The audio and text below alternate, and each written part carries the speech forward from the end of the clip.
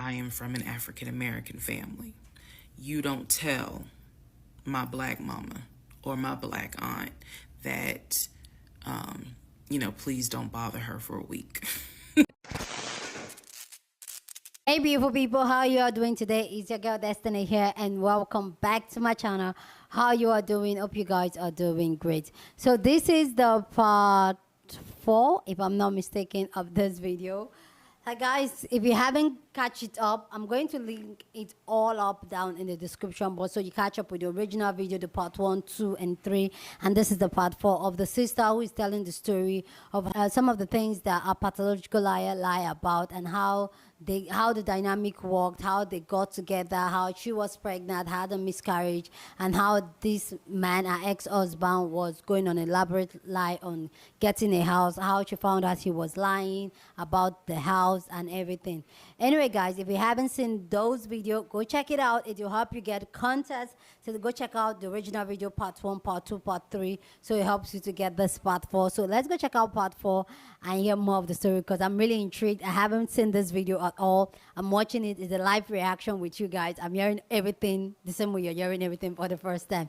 Anyway guys, let me know what you think about the video so far if you're watching the series of Who the F Did I Get Married, because this video has gotten viral.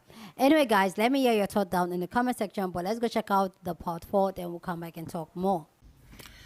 Part 7, who did I marry? So I should have been in recovery at Northside Hospital for about at most an hour and a half. Subsequently, I ended up being in recovery between 3 to 3.5 hours. The nurses kept calling my ex, asking what's the status, because they were actually getting ready to do a shift change. So they kept calling, asking what's the status, like, where are you? I want to say that they called a total of 3 times and they spoke to him twice. So at this point, I knew that they were all like, where's her fiance? Like, what is going on? He said he was stuck in traffic For 3 and hours. so he was making his way there. He eventually did get to Northside Hospital, and they wheeled me down because, again, he couldn't come in just because of the protocols. So when I got in the car, and I'm in pain, but yet drugged up, couldn't keep my eyes open, I was just out of it. But I remember him calling my aunt and my mother and letting them know I picked her up, we're on the way home, let me get her settled, and then I'll give you guys an update. I remember that. What I did not know was that he had texted my aunt and my mom and asked them to not bother me for like a week. Like, just please don't reach out to her. Let her just rest. I am from New Jersey. I am from an African American family. You don't tell my black mama or my black aunt that, please don't bother her for a week. I didn't know this at the time, but I'm just interjecting that part. I'm trying to stay in the timeline, but he did apparently do that, and my aunt was like, why would I you up? Anyway, so go home. He waits on me hand and foot. I recover. Just needed about 24 to 48 hours to just get my mind right. During this time, in between when the house in Douglasville fell through, we had not talked about a house. So I guess it was about a week later, after the DNC, he decides that, do you want to start looking for a house again? Excuse me, I have Why hiccups, is he y'all. going with this Do you want to start looking for a house again? elaborate lies? Because of what happened with the house in Douglasville, I felt like I was smarter this time to say, I want to be involved in every aspect, because I don't know what happened with that house in Douglasville. But what I do know is that he lied to me. I didn't know then what I know now. I just knew he lied about putting in, or excuse me, I knew he lied about being under contract. So I told him, I said, I don't want to work with your friend who I've never met, never talked to. I know that he has talked to him because he's talked to him in front of me. And I'm going to demonstrate on one of the videos how he used to do his phone calls. Don't worry, it's coming. So we found a new real estate agent. Really nice guy. His name was Scott. I am using his real name. Really nice guy. And we told him what the budget was. Sounds good. And Scott was like, okay, when you guys are ready, we can start looking at houses. Try to look for houses that are empty because you can actually tour those. If it's a house where someone's already living in there, chances are it's going to have to be a virtual tour because of COVID. So I found a house that I absolutely, in total, we must have looked at about 15 houses. But I found a house in Smyrna that I absolutely loved. We toured the house. Everything about this house was perfect. The house was listed for $699,000. It was a brand new construction build. The only issue was that the basement was not finished, and he wanted the basement to be his man cave. Again, I went with him to tour this house. So this was already feeling very different than the situation in Douglasville, because we did not actually tour the Douglasville house. We only did a FaceTime virtual tour. Wow. This house in Smyrna, we toured. We toured this house more than once. And it was gorgeous. Gorgeous. So we talked about it. He said that he had the money. Again, the price was $699. He said he felt comfortable putting in an all-cash offer. If you remember on the videos before, he told me he had money in his savings from when he played football. Mm-hmm. So when he said an all-cash offer, even I knew. How did you get that? You got that kind of money? Mm-hmm. Like, where you can cut a cashier's check for $699,000? Mm-hmm. And he told me he did. He had money in savings from when he played football, and he was very comfortable paying all cash for this home. So the real estate agent, Scott, sent over the paperwork. The paperwork was sent in both of our names. It was sent to my email. That was another thing that I changed after Douglasville. Everything gets sent to me, and then I will be sure that he signs it. So he sent it to me. I looked over the offer. We were going to put in an all cash, full price offer with a request to have the basement finished. Mm-hmm. Also, we were requesting for the seller to give us an answer within 24 hours. So you can move ahead quickly. We were requesting a quick closing. These are just some of the things I remember. I remember 24 hours, like I didn't want to wait on, y'all think about it. 24 hours, let us know if you're accepting the offer or not. And then also a quick closing because it was a new construction. So we didn't have to wait for the current tenant to move out. We didn't have to do that. So I watched in our bedroom as he pulled it up because it was a electronic document. He signed his name to the offer for $699,000 cash. He requested again, the seller let us know in 24 hours if they were accepting the offer. So we submitted the offer at around 6 p.m. We were requesting that by 6 p.m. the next day, they let us know if the offer was accepted or not. I watched him sign the offer. I sent the offer back to Scott from my email. Okay. All parties had signed. Scott texted us and said, I got it. I'm submitting it. I will let you know what they say. Okay. Let's go into part 7. Sorry. Let's go into part 8. Good grief, this is getting long. Really long, guys. All right, part 8 of Did I Marry? So we submitted an offer on the house in Smyrna. I sent it over to Scott, our realtor, and next day comes, Scott asks if we can take a phone call. So he calls us and tells us that the offer was not accepted and the builder did not do a counter offer. We don't exactly know why.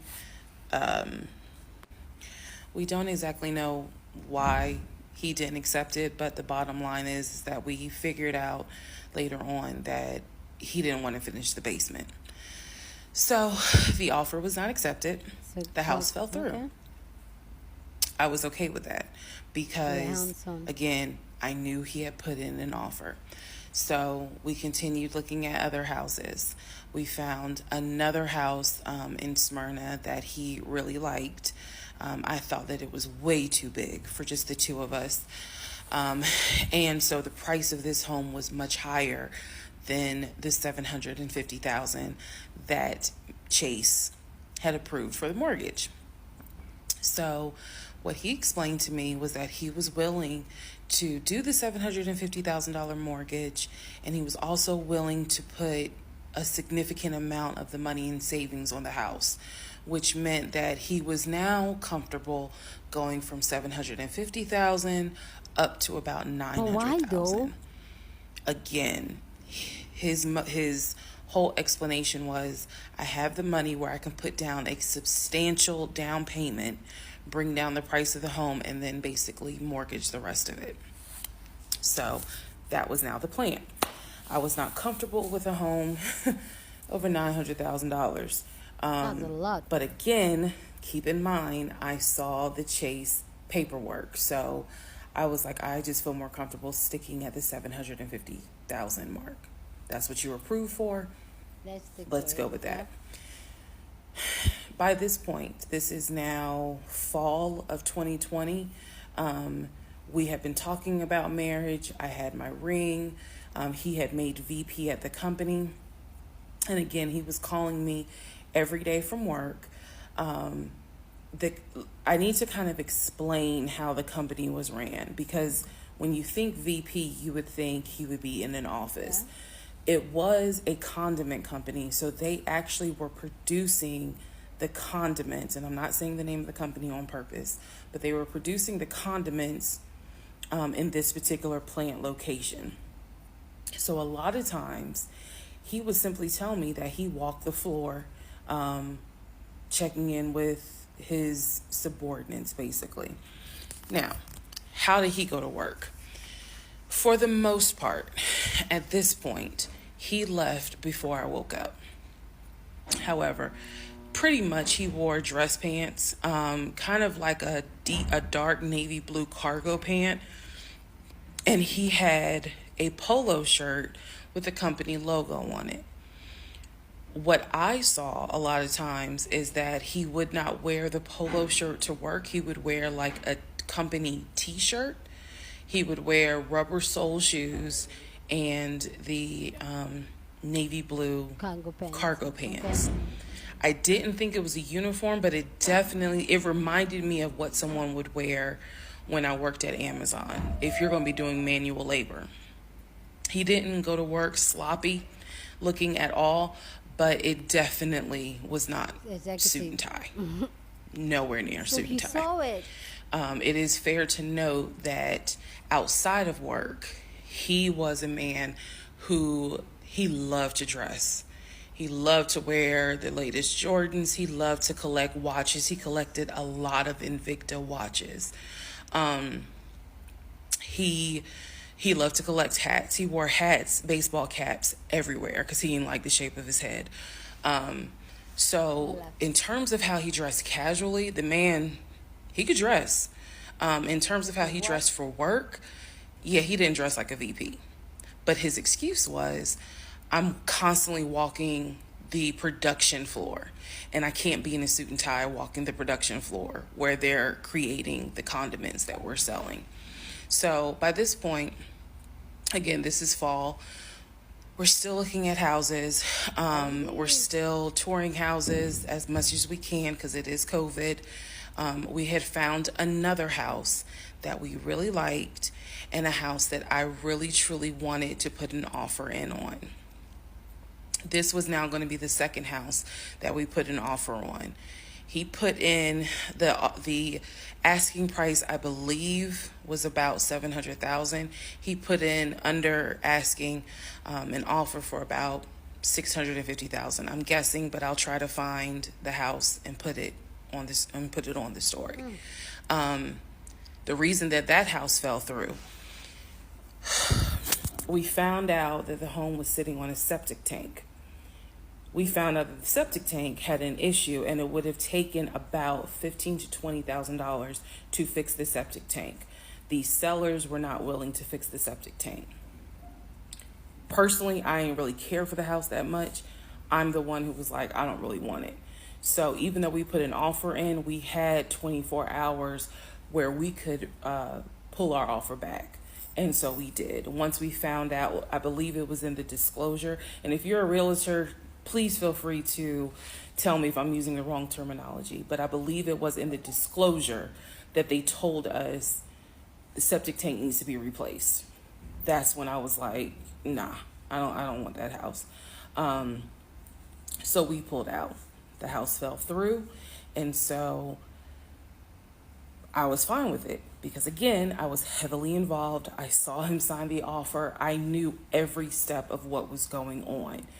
Our real estate agent, Scott, was amazing, but you will see when I get to it where he made a mistake as a real estate agent.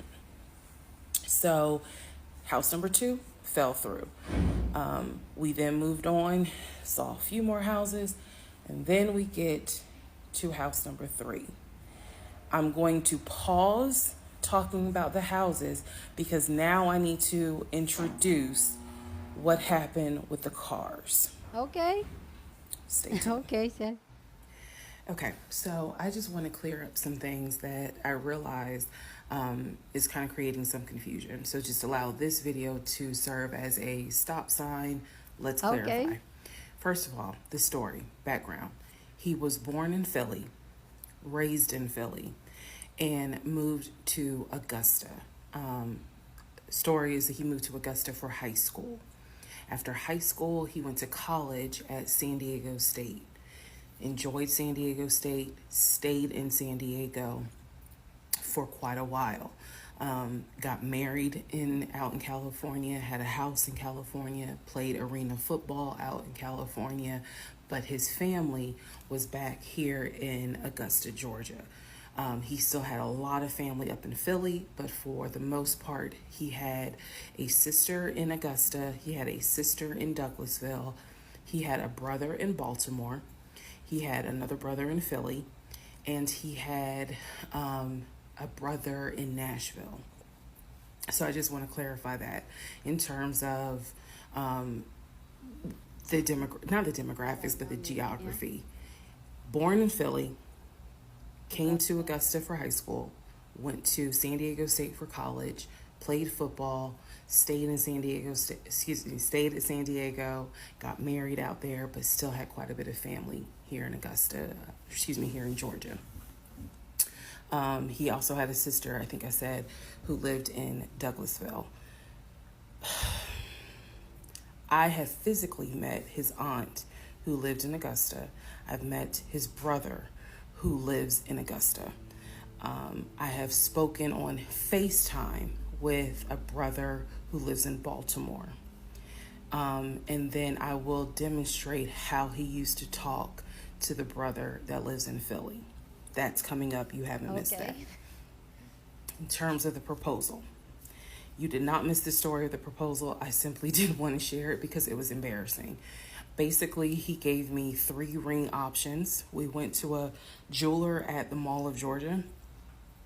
He had me pick out 3 rings. I told him which one I liked the most because I knew it wasn't a romantic proposal at all. I knew which ring I liked the most. I told him which one. He basically said, when I'm ready, I'll give you the ring and I'll propose. Fast forward about, I guess it was summer because I was actually pregnant when the ring came. We were sitting at the dinner table. He took the ring box out of his pocket, slammed it on the dinner table, and I was like, "What is this?" He was like, "Open it." I opened it. No Inside way. was the ring that I had wanted, that I had chosen at the jeweler.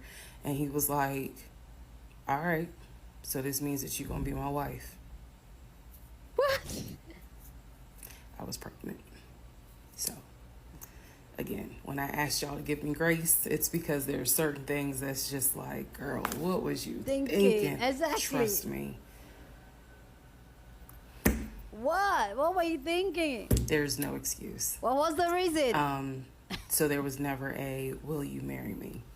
It was more of a, we're living together, we're having a baby together. We need to get married, because the backstory also was that his dad was a retired police officer, but at one point his father was a pastor. So he could quote the Bible like nobody's business, as we all know. So can Lucifer. But anyway, he could quote the Bible like no one's business. And so that's how we ended up engaged. And I was wearing a ring. I will find a picture and I will try to post it. But I was wearing the ring. Don't worry, there's more to that story as well. So just wanted to clarify some things for the people who were like, wasn't it weird that he had a sister who lived close, but he's from Philly? So I just wanted to definitely bring clarity to what he told me was the backstory. Born in Philly, came to Augusta for high school, went to California for college, played football at San Diego State, played football and arena football, worked at Apple, and then joined the condiment company in California, who then transferred him back to Georgia. He was married in California, and he told me he got divorced in California. That is important as well. That will come up again later. And so the ex-wife, at this point in time, at the time that I'm telling you, part 7, which is the last video I just posted, the ex-wife lived in California with her 2 kids, his 2 stepkids. The 2 stepkids were 17 and 20 or 21, but they were that age group. And he was saying that he was very close with them, so he wanted to keep a tight relationship with them. And he talked to them, if not every day, every other day. When I say, when I say this, I need y'all to understand. When I say that he talked to someone, it means that he was on the phone in front of me talking to the person. I hope that, because I will touch back on this. He was on the phone in front of me talking to the person. So he talked to his siblings every day. He talked to his aunt almost every day. He talked to his family the way I talk to my family almost every day. And again, I will demonstrate how he used to do the phone calls. I will also demonstrate how he used to do the work phone calls. I can't wait because for he that. called me every single day from work. I can't wait for And that. he would talk to people while he was on the phone with me. And I could hear people in the background. But that's a whole nother part. So again, buckle your seats. I promise I'm reading your comments, I'm reading your questions, but I wanted to bring this video just to clarify some stuff. Hopefully this helps. And honestly, I know people are fascinated by this, but more than anything, I hope that there's a woman watching this and she's saying to herself, okay, it's time for me to ask some questions. That's my hope. Wow. Guys, there's more to the story. Like, I can't even really say much about it. I just want to go to the next part and the next part and the next part. Guys, I have to cut the videos this short because that just... I just feel like it's more easy to digest, like 20 minutes and all that. But let me know your thoughts, what you think about this so far. And my own is that why I'm really eager, because I really want to know what was the reason for this elaborate lie, elaborate act. But also, I also want to, I like pointing out some of the things I noticed in each story. The way she was proposed to. Like, this is where we say don't go for the bare minimum. Like, don't go.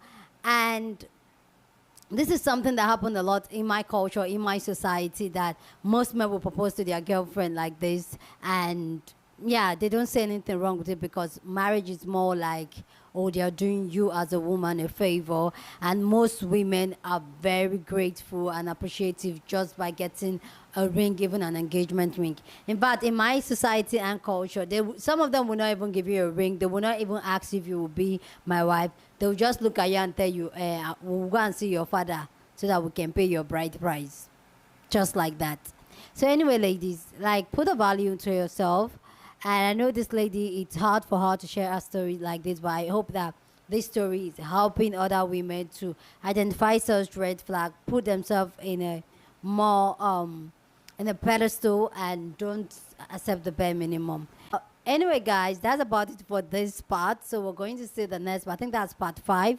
So please go down in the comment section and share your thoughts. I'd love to know what you think about this conversation down in the comment section, but please keep it respectful.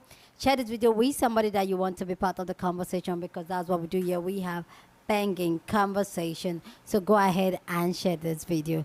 Don't forget to give this video a thumbs up, smash the like button, because this helps you to push out my content for more people to see, and that will be you supporting this channel and this girl. So go ahead and share this video and give it a thumbs up. With that all said, guys, subscribe to the channel if you haven't, and I will see you guys in my next video. Deuces.